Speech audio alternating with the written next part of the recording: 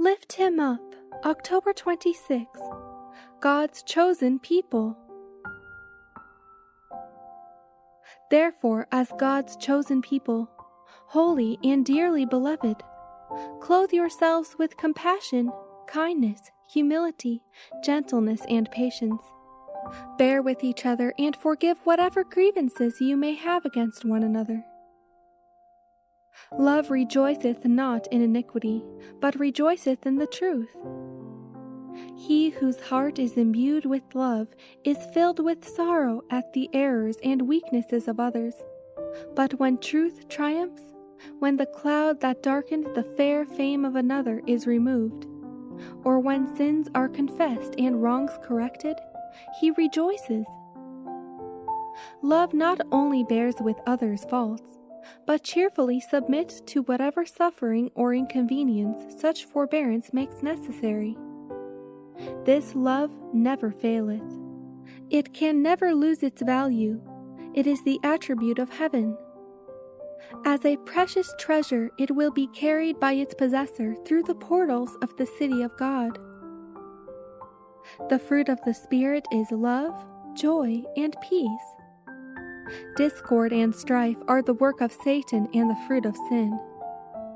If we would as a people enjoy peace and love, we must put away our sins. We must come into harmony with God, and we shall be in harmony with one another. Let each ask himself, do I possess the grace of love? Have I learned to suffer long and to be kind?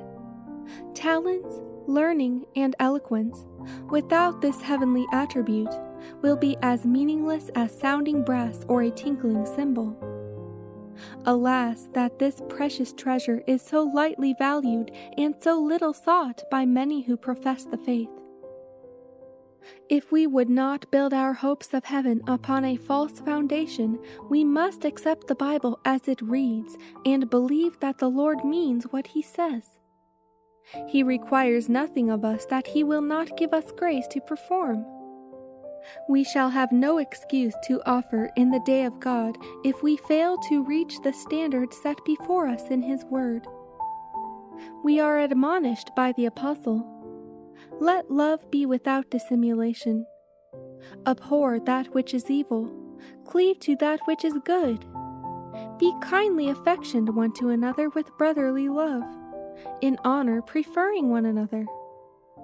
Paul would have us distinguish between the pure, unselfish love which is prompted by the Spirit of Christ, and the unmeaning, deceitful pretense with which the world abounds.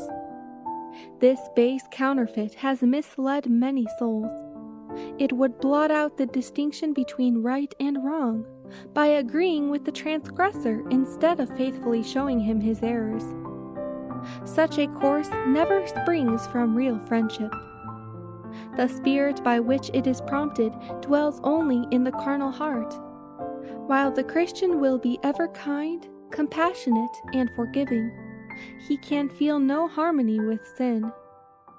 He will abhor evil and cling to that which is good, at the sacrifice of association or friendship with the ungodly. The Spirit of Christ will lead us to hate sin, while we are willing to make any sacrifice to save the sinner.